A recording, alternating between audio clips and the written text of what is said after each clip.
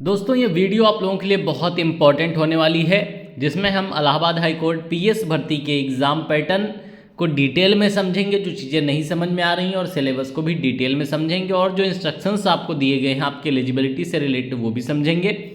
तो पूरा वीडियो ज़रूर देख के जाइएगा, और उम्मीद है कि मैं कम समय में आपको पूरा नोटिफिकेशन जो आपके काम की चीज़ें हैं सही से समझा पाऊँगा, और जो डाउट रह जाएंगे आप कमेंट कर सकते हैं और मैं बाद में आपको डिटेल में समझाऊँगा। अब सबसे पहले Allahabad high court PS APS का ग्रुप भी मैंने एक बना दिया है, वहाँ लोग डिस्कस कर लेते हैं, आपस में पीडीएफ्स वगैरह का आदान प्रदान भी कर लेते हैं। तो ग्रुप का लिंक मेरे टेलीग्राम पर है, यहाँ आप जुड़ सकते हैं।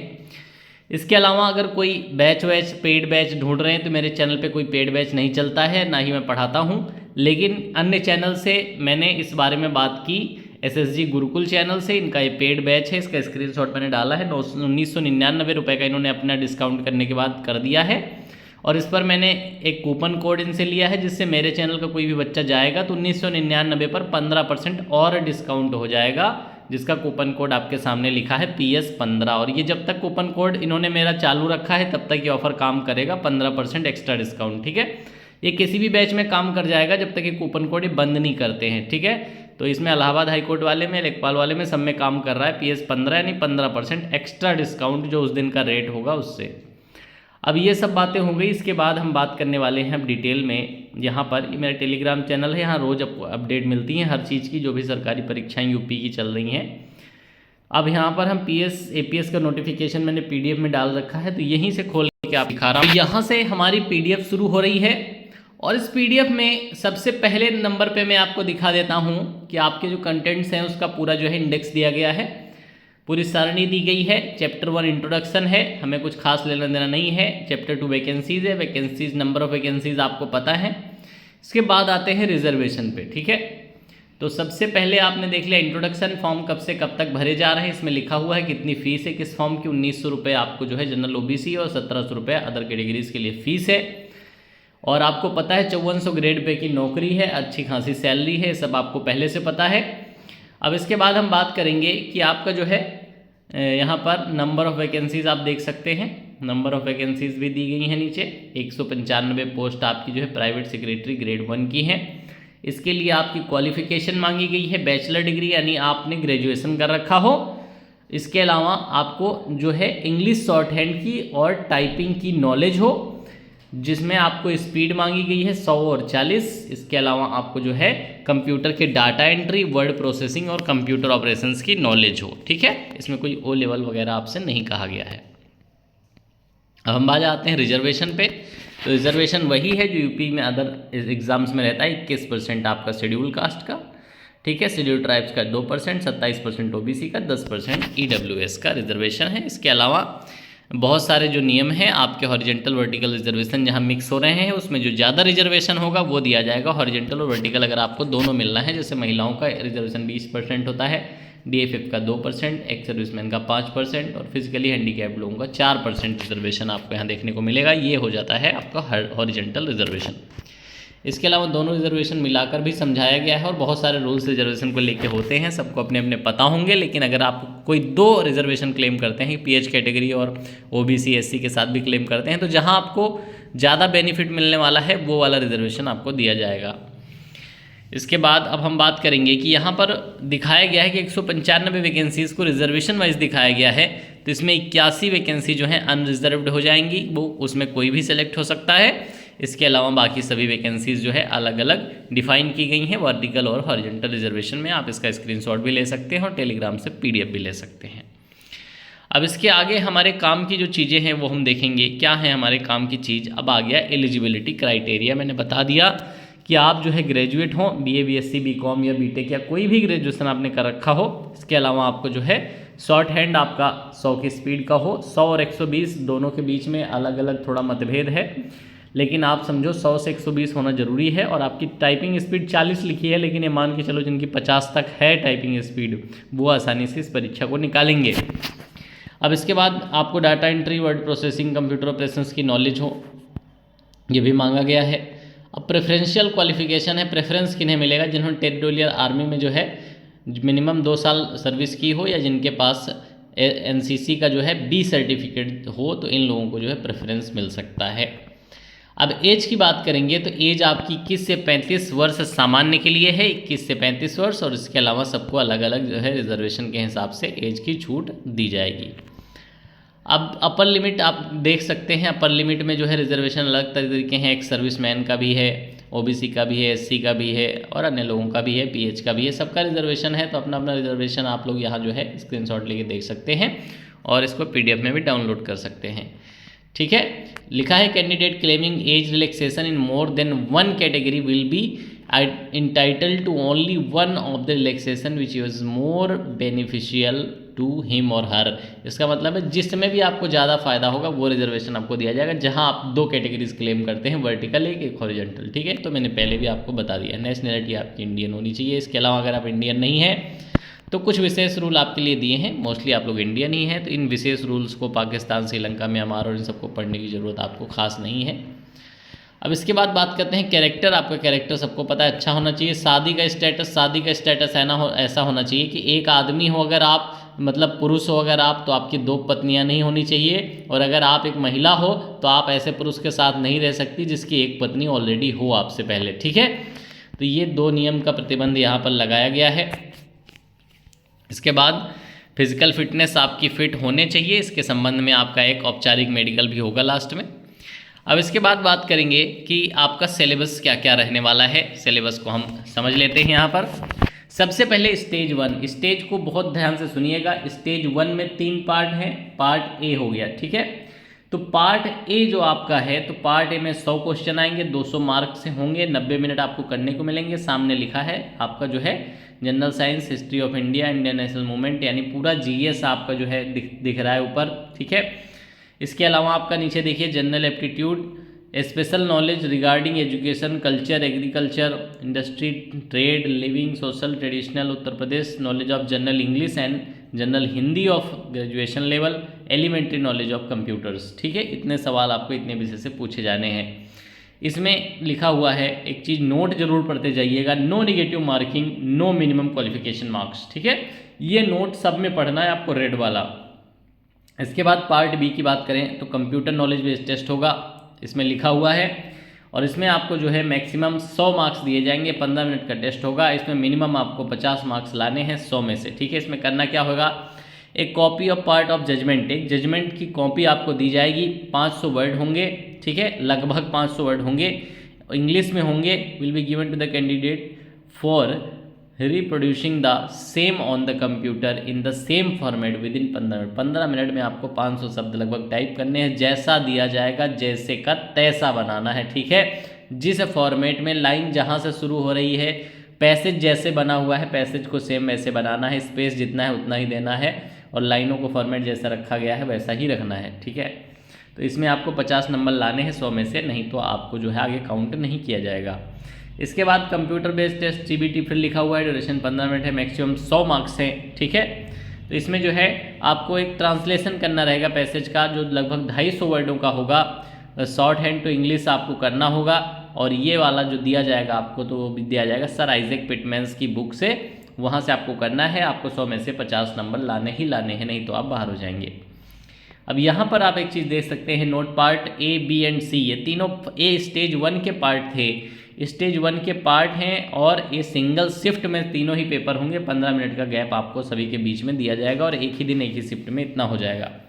इसके बाद स्टेज 2 आता है, तो स्टेज 1 में जो बच्चे पास होंगे उनका 10 गुना, मतलब स्टेज 1 में जो बच्चे पास होंगे वैकेंसी का 10 गुना बच्चे बुलाकर, ठीक है, 10 times of candidates again the total number of vacancies in each category of the post private secretary grade 1 on the basis of the mark obtained in the stage 1 examination in order of merit shall be called to appear in stage 2 examination।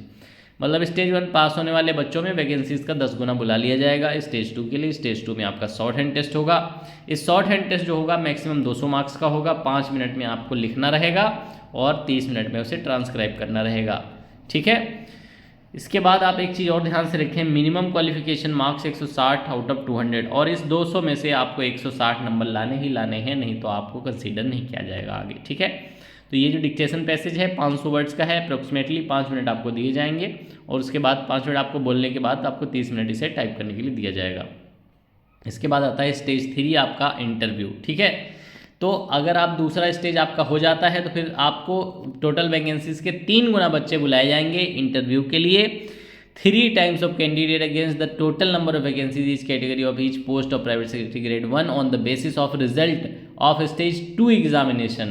Total marks produced by the candidate in stage 1 examination and stage 2 examination in order of merit shall be called to appear in stage 3 examination. मतलब पहले दूसरे का जोड़ के जो है total करके फिर 3 में आपको इंटरव्यू में बुलाया जाएगा। इंटरव्यू 75 नंबर का होगा, यानी कुल परीक्षा आपकी जो है 675 नंबर की हो जाएगी। 675 नंबर से बच्चे सेलेक्ट होंगे, टोटल यही रहेगा आपका। ठीक है, the various stage of examination ये तो आप पढ़ सकते हैं, तो ये सेपरेट डिफरेंट डेट्स में तीनों ही आपके होंगे, स्टेज 1, 2 एंड 3। स्टेज 1 के तीनों ही पार्ट जो है एक ही दिन एक ही शिफ्ट में होंगे, ये चीज़ आपको ध्यान रखनी है।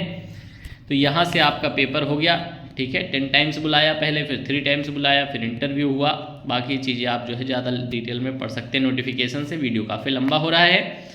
अब मार्किंग स्कीम यहाँ से देख लो किस चीज़ के कितने मार्क मिलेंगे। To answer a multiple choice question of candidate need to choose the option corresponding to the correct answer and the most appropriate answer. Each correct answer shall carry 2 marks. ठीक है, there is no negative marking in incorrect options. ठीक है, जो incorrect answer आप देंगे उसके लिए कोई निगेटिव मार्किंग नहीं रहेगी। तो आपको सही जो आप प्रश्न करेंगे उसके लिए 2 नंबर मिलेंगे।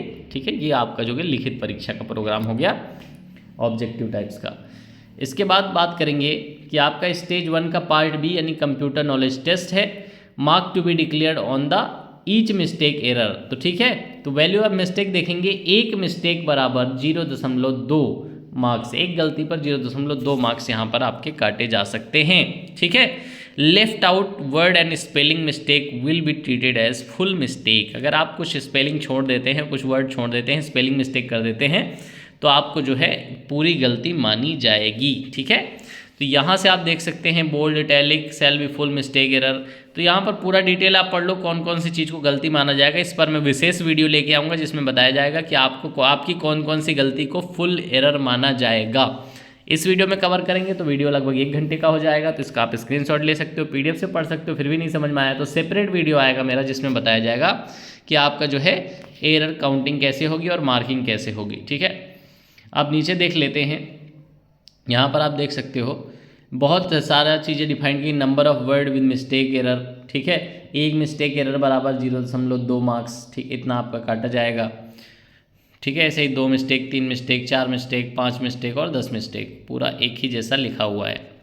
अब यहाँ पर आ गया part C subjective type translation test. इसमें भी आपको बहुत सारी चीज़ें समझाई गई हैं कि शब्द छोड़ने पर एक मिस्टेक, वैसे आप मान के चलो एक मिस्टेक पर आपको 0.4 मार्क्स आपका जो है काटा जाएगा। तो इसी हिसाब से पूरा पैरामीटर बनाया जाएगा। यहाँ से बहुत सारे रूल्स हैं आपके माइनस मार्किंग के, तो इन्हें आपको जो है विशेष वीडियो में देखना है या फिर PDF डाउनलोड करके आप देख सकते हैं। इसके अलावा आंसर की को चैलेंज करने का भी प्रावधान होता है, तो आप आंसर की को भी चैलेंज कर सकते हैं। एक क्वेश्चन का 500 रुपया आपको देना पड़ेगा अगर आपका जो है चैलेंज जो किया है वो सही नहीं रहा तो। अब इवैल्यूएशन के विषय में देख सकते हैं कि आपका जो मेरिट बनेगी फर्स्ट वाले के आधार पे दूसरे में बुलाया जाएगा और पहले दूसरे के आधार पे तीसरे में बुलाया जाएगा और तीनों के आधार पे जो है आपका जो है फाइनल मेरिट बनेगी। ये चीज़ इसमें लिखी है और मिनिमम जितना क्राइटेरिया दिया है कि स्टेज 2 में आपको 50 नंबर लाने हैं, स्टेज 3 में फिर आपको देखना है कि स्टेज 3 में आपको 200 नंबर में से 160 नंबर लाने ही लाने हैं। तो आपको ये सब चीज़ें ध्यान में रखनी है। अगर ये आप नहीं करते हो तो आपको फाइनल मेरिट में कंसीडर नहीं किया जाएगा। यही सारी चीज़ें यहाँ पर लिखी हुई हैं और जो रिज़ल्ट है आपका वो इन वेबसाइट्स पर आ सकता है। इलाहाबाद की हाईकोर्ट की वेबसाइट है, NTA की वेबसाइट है, इन पे आपका रिज़ल्ट आ सकता है। जब रिज़ल्ट आएगा तो इसके विषय में बताया गया है। अब इसके अलावा जनरल इंस्ट्रक्शंस बहुत सारे होते हैं। किसी भी एग्ज़ाम को देने जाओ कि ऐसा नहीं कर सकते, कोई गलत चीज़ साथ लेके नहीं जा सकते। ठीक है, आप धोखा नहीं दे सकते, आप फॉल्स सर्टिफिकेट्स नहीं दे सकते।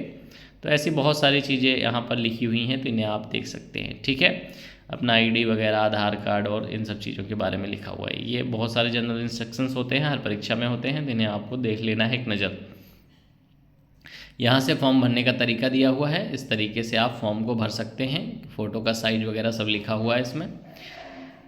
ठीक है, अब इसके अलावा आपके काम का इसमें पूरे नोटिफिकेशन में जो बच रहा है मैं देख लेता हूँ एक बार। ठीक है, ये पेमेंट का प्रोसेस हो गया। तो जनरल के लिए मैंने बताया, जनरल ओबीसी आपको 1900 रुपये का पेमेंट करना पड़ेगा इस फॉर्म को भरने के लिए, और अदर को 1700 का।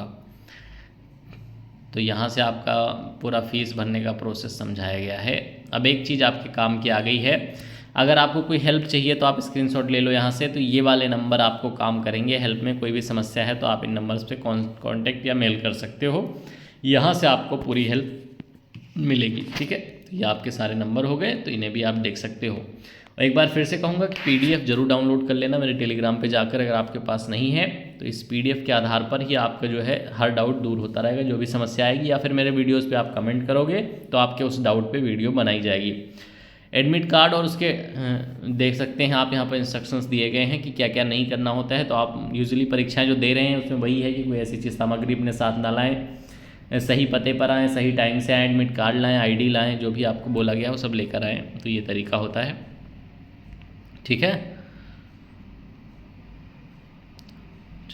तो ये आपके काम की चीज़ें मैंने दिखा दी हैं। बायोमेट्रिक वगैरह होता है इन परीक्षाओं में, ये आपको पहले से ध्यान रखना है जो बायोमेट्रिक वगैरह का डाउट है। ठीक है, क्या क्या प्रतिबंधित सामग्री है वो सब लिखा हुआ है कि आप परीक्षाओं में साथ नहीं ले जा सकते, आपको पता है। ये सारी चीज़ें आपकी दिखा दी गई हैं। और इसके अलावा अगर आपका कोई डाउट रह गया है, ठीक है, इसके अलावा कोई डाउट रह गया है, क्योंकि बहुत बड़ी PDF होती है तो बहुत बड़ा वीडियो बनाने की ज़रूरत नहीं है, कोई डाउट रह गया तो आप पूछ सकते हैं।